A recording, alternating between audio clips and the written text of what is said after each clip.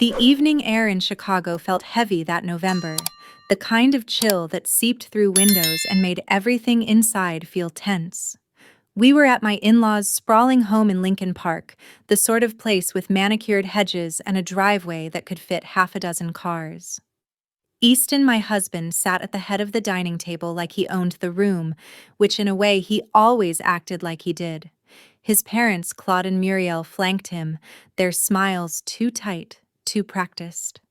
Our daughter Aurora fidgeted beside me, her 8-year-old eyes darting between us all.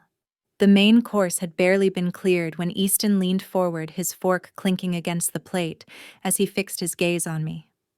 "You know, Phyllis, I've been thinking a lot about us lately." He said, his voice smooth, but edged with that familiar condescension, the one he reserved for when he wanted to remind me of my place. "You've tried hard, I get that. But let's be real, this life. My family's world, it's never really fit you. You're from a different background, and it's holding everyone back." He slid a sleek leather envelope across the table toward me, his eyes cold. "This is for the best. Take a look." My hand trembled as I opened it, confusion washing over me like ice water. Inside was a set of legal papers, an annulment agreement, and clipped to them a check for $200,000. The room spun for a second. Claude cleared his throat, nodding approvingly while Muriel sipped her wine without a word. Aurora looked up at me, her small face puzzled, then glanced at her dad as if waiting for a cue. "Daddy says we could have nicer things if you weren't always saying no." She murmured her words like a punch to the gut. Easton's lips curled into a smirk. "See, even she gets it. You've been dragging us down with your modest little job and your insistence on living like we're struggling. My parents agree it's time you moved on. That money's more than fair. You can start over, find someone more on your level." Shock hit me hard, my heart pounding as I stared at the papers. How could he do this right here in front of everyone? The fear crept in, then the realization that this wasn't just a bad night. This was him trying to erase me from his life, from our daughters. I gripped the edge of the table, trying to steady myself, but inside, everything felt like it was crumbling. Have you ever felt that gut-wrenching moment when someone you trusted turns the knife themselves? If you've been through something like this with your own partner, drop a comment below. I'd love to hear how you handled it. My name is Phyllis Henson. I am 31 years old. And until that night, I had convinced myself that our marriage was worth the constant little digs, the way Easton always made me feel like an outsider in my own family. It hadn't always been this obvious, but looking back, the signs were there from the start. I met Easton 10 years ago at a charity event in downtown Chicago. He was charming, confident, the son of Claude Carr, who ran Carr Logistics, a major shipping firm that had been hit hard by economic shifts, but was clawing its way back. Easton worked there as a vice president, always talking about expansions and deals, like he was the one steering the ship. I was 21 then, fresh out of college, working as an office manager at a small marketing agency in the Loop. It wasn't glamorous, but it paid the bills, and I liked the stability. What Easton didn't know, what no one in his family knew, was that I wasn't just some average girl scraping by. At 18, I'd inherited $400,000 from my grandfather, a quiet man who'd saved every penny from his factory job. Most people my age might have blown it on trips or cars, but I was different. I'd always been fascinated by business, reading books on investing late into the night. I spent months researching companies, and Carr Logistics caught my eye. Claude's firm was struggling after a global trade slump, buried in debt, but the core operations were solid, good routes, reliable clients. They just needed cash to bridge the gap. So I started buying shares quietly through anonymous trusts and entities that couldn't be traced back to me. It was a risk, but calculated. By the time I met Easton, I owned about 20%. We dated, fell in love, or at least I thought we did, and when we married 2 years later, my stake had grown to 35% as the company rebounded. Today, at 31, I held 47% worth roughly $5 billion at current valuations. Claude thought he ran the show, but in truth, he answered to me. He just had no idea.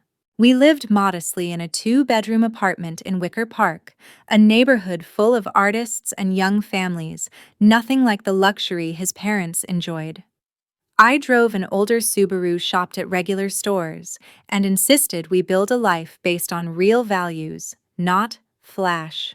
Easton grumbled about it at first, but he went along mostly because his salary from the family business covered our basics, and he assumed my little job was all I brought to the table. Over the years, though, his resentment built. He'd make snide comments about my clothes at family events or how I didn't understand the importance of appearances. "You're embarrassing us sometimes, Phyllis," he'd say after a gathering, his tone sharp. "My mom noticed you didn't even try to match the vibe." His parents weren't much better, but Easton was always the one amplifying it. Claude would give me that pitying look, asking about my work like it was a hobby, while Muriel suggested upgrades to our home or my wardrobe, her voice dripping with false kindness. Aurora, our daughter, was born 3 years into the marriage, and even she started picking up on it. Easton would spoil her with gifts from his parents, whispering things like, "See what real success looks like." I'd overhear him on the phone with Claude laughing about how I was too practical for my own good. But I stayed silent about my investments. Part of it was wanting to be loved for me, not my money. Another part was testing them, seeing if they'd ever accept me without it. For years, I approved funding for the company's projects behind the scenes, watching it grow, while Easton took credit for his ideas. The Atlantic expansion. I greenlit the capital, the new software system. My holdings made it possible. All the while, he treated me like I was lucky to be along for the ride. The invitation for that Friday dinner came via text from Easton himself, not even a call. "Parents want us over. Important talk. 7 p.m. I knew from his tone it wasn't good. His messages had been curt lately, ever since a rough patch at work where he blamed me for not supporting his ambitions enough. "You hold me back with your frugal nonsense," he'd snapped one night after a late meeting. I showed up anyway, hoping it was just another awkward family meal. The house was as imposing as ever, with its high ceilings and art pieces that screamed old money. Mamie, their housekeeper, let us in without much warmth, and we settled in the dining room. The table was set perfectly, but the seating felt strategic. Easton at the head, his parents on one side, Aurora next to him, me isolated across from them. Conversation started light, but Easton steered it quickly. "Your agency's still chugging along, huh?" he asked, cutting into his steak with precision. "Must be nice, no real pressure." Claude chuckled, adding, "Takes vision to handle big operations like ours." Muriel chimed in about running into an old friend of mine who'd moved up in life, her implication clear. Then Aurora, bless her innocent heart, piped up. "Daddy, why don't we live in a big house like Grandma and Grandpa? You said Mommy doesn't want to." Easton's eyes met mine, triumphant. "Exactly, sweetie. Some people just aren't built for it." That's when the envelope came out. Confusion turned to shock as I read the papers, the amount on the check staring back at me. $200,000 to walk away from my marriage, my daughter, my life. Fear gripped me. If he could do this so casually, what else was he capable of? I thought of all the times he'd dismissed my opinions, gaslit me into thinking I was the problem.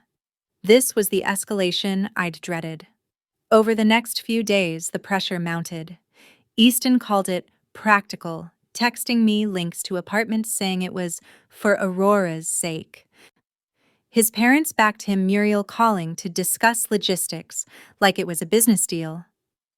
Aurora came home from a visit with them, confused, asking why Daddy said I might go away. I lay awake nights, heart racing, wondering if I'd lose everything. But deep down, something shifted, a spark of clarity amid the fear. I had power they didn't know about. And soon they'd learn exactly who they'd underestimated. The weekend blurred into a haze of tense conversations and avoided eye contact. Easton acted like nothing had happened, planning his week as if the envelope was just a minor detail. Sign it by Monday, Phyllis. It's generous more than your salary in years.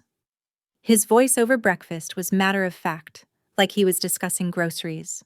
Aurora picked at her cereal, sensing the storm but too young to grasp it. I nodded, playing along, but inside betrayal festered. How long had he planned this? How many times had he complained to his parents about me? Claude dropped by our apartment unannounced that Sunday, a rare visit since he usually summoned us to their place. He sat on our worn couch looking out of place in his tailored suit. Easton's right, you know. This family's built on certain standards. You're a nice girl, but...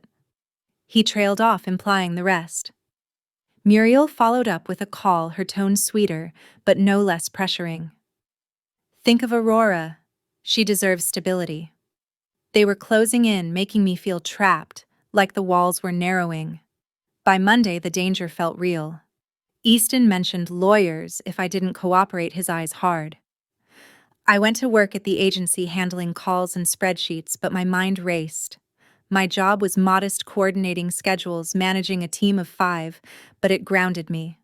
That afternoon, I stepped out for lunch and called Joseph Huff, my attorney who'd handled my trusts for years. Be ready, I told him. It's time. Back home, Easton was waiting, papers spread on the kitchen table. Last chance to do this easy. His parents arrived soon after, turning our small space into a battlefield. Aurora played in her room, but I knew she could hear. The pressure peaked as Easton pushed the pen toward me. Sign or things get messy. I took a deep breath, the betrayal fueling me now. Before I do, I said calmly, let me make one call. Easton crossed his arms, leaning back with that smug look he got when he thought he had the upper hand. A call now, Phyllis. This isn't the time for games. Just sign the damn thing, and let's move on. Claude nodded vigorously, his face reddening like he was ready to jump in and seal the deal himself. Muriel placed a hand on Easton's arm, her voice soft but insistent. Dear, she's probably just stalling. We all know this is inevitable. Piper peeked out from her room, eyes wide, but Easton waved her back. Go play, sweetie. Adults talking. I ignored them, pulling out my phone and dialing Joseph. The room fell into an uneasy quiet as I put it on speaker and set it on the table next to the envelope. Joseph picked up on the second ring, his voice steady and professional, just as we'd rehearsed in my mind 100 times. Phyllis, I've been waiting. Everything's set. Yes. I said, my voice calmer than I felt. I'm here with Easton, Claude, and Muriel. Can you explain the current ownership structure of Car Logistics? Joseph didn't miss a beat. Of course. Car Logistics has 80 million shares outstanding. The largest shareholder is Henson Ventures LLC, holding 37 million shares, or 47%. The second largest is Claude Carr, personally, with 14 million shares, or 18%. The rest is split among other investors. Easton's smirk faded, replaced by confusion. What the hell is this, some joke? Claude leaned forward, frowning deeply. Henson Ventures. I've heard of them in board reports. Institutional investor, right? What's this got to do with anything? I held up a hand. Joseph, who owns Henson Ventures. Henson Ventures is wholly owned by Phyllis Henson, he replied smoothly. Established 13 years ago with an initial inheritance. At today's valuations, the Car Logistics position is worth approximately $5 billion. The silence was deafening. Muriel's wine glass tipped slightly, spilling a few drops on the tablecloth. Easton's face drained of color, his mouth opening and closing like a fish out of water. Claude stared at the phone, then at me, his eyes bulging. This can't be right. Henson Ventures has been funding us for years. The expansions, the bailouts during the trade crisis. Exactly. I said, standing up, slowly letting the words sink in. 13 years ago, your company was on the brink, Claude. Debts piling up, no banks willing to touch you after that global slump. I was 18, just inherited from my grandfather. I researched for months, your roots were strong, your clients loyal. You just needed capital. So I bought in quietly through layers you couldn't trace.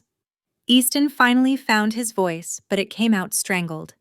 You've been, what, playing us all this time? No. I shot back, my voice rising with the pressure that had built for so long. I wasn't playing anyone. I invested because I believed in the potential. By the time we met, I owned 20%. When we married, 35. Today, 47. Every project you've bragged about east in the port upgrades the software overhaul. I approved the funding. You work for me. You all do. Muriel gasped, clutching her pearls, literally her hand flying to her necklace. But our lifestyle, the house, everything, it's because of you. Claude slumped in his chair, looking 10 years older in an instant. I thought it was anonymous backers, institutional money, not my daughter-in-law. Easton slammed his hand on the table, the check fluttering. This is bullshit. You hid this for what? To humiliate us, to control me. His face twisted with rage, the betrayal in his eyes mirroring what I'd felt moments ago, but now laced with something darker. Fear, maybe, or desperation. I hid it because I wanted to be loved for me. I said, my voice trembling but firm. Not my money, not my power. I wanted a real family, not one built on status. But you've spent years belittling me, pressuring me to fit in, treating me like I'm beneath you. And now this, I gestured at the papers. Trying to buy me out of my own marriage with $200,000. That's pocket change compared to what I've built. Piper crept back into the doorway, her small voice breaking the tension. Mommy, Daddy, why is everyone yelling? Easton's head snapped toward her, but before he could speak, Claude interjected, his voice hoarse. Phyllis, if this is true, we need to talk. This changes everything. Oh, it does, I agreed, picking up my phone. Joseph, schedule an emergency board meeting for tomorrow. Agenda review of executive positions. Easton's eyes widened in horror. You can't. I can, I cut him off. And I will. Your vice president role. Consider it under review. You've been riding on my investments while undermining me at home. No more. Say. The room erupted, then Easton shouting accusations, Muriel trying to calm him, Claude demanding proof. The pressure was suffocating, their voices overlapping in a chaotic storm. But as I watched them unravel, a dangerous clarity settled over me. This wasn't just about revenge. It was about survival. If I didn't push back now, they'd never stop. That night, after they'd stormed out, Easton grabbing Piper's hand and saying he'd fight this, I sat alone in the apartment, the envelope torn in half on the table. The danger felt closer than ever. Easton texted threats about custody lawyers, exposing me. His parents called begging for a meeting, but I knew it was just more manipulation. By morning, the escalation hit new heights. Easton showed up at my agency during my shift, causing a scene in the lobby. She's been lying to everyone, he yelled to my co-workers who stared in confusion. My boss pulled me aside, asking if I needed security. I waved it off, but inside the fear gnawed. What if he turned violent? What if he poisoned Piper against me permanently? I drove to a coffee shop after meeting Joseph in person for the first time in months. The board will back you, he assured me over lattes. But be prepared, they'll fight dirty. As we planned, my phone buzzed, non-stop voicemails from Muriel pleading, texts from Claude offering deals. Easton went silent after a while, which scared me more. What was he plotting? The board meeting loomed that afternoon, but just hours before Easton called. Meet me at the house, alone, or I'll make sure Piper knows what a liar her mother is. His voice was cold, calculated. I agreed, heart pounding, wondering if this was the confrontation that would break us for good, or if I'd finally turn the tables. The drive to my in-laws' house felt endless, the Chicago streets blurring under a gray afternoon sky that matched my mood. My hands gripped the steering wheel of my old Subaru, knuckles white, as Easton's threat echoed in my head. Meet me at the house. Alone. I'd left work early, telling my boss it was a family emergency, which wasn't a lie. Piper was at school, safe for now, but the thought of Easton dragging her into this mess made my stomach twist. What hidden truth was he holding back? Or was this just another layer of his manipulation? I pulled into the driveway, the grand Lincoln Park home looming like a fortress. Easton opened the door before I could knock his face a mask of controlled fury. Inside, he snapped. No hello, no pretense. Claude and Muriel were in the living room, seated on their plush, sectional-looking tents, but united. No Mamie this time. The housekeeper must have been given the afternoon off. Easton closed the door behind me with a click that sounded final. Sit, he ordered, pointing to a chair opposite them. What's this about? I asked, staying standing, my voice steadier than I felt. The confrontation was here, raw and unavoidable. Easton paced, his hands clenched. You think your little reveal changes anything, that you're some secret powerhouse? I've known something was off for months. Your agency job, please. I hired a private investigator. He tossed a folder onto the coffee table, papers spilling out, bank statements, old transaction records, even photos of me meeting Joseph years ago.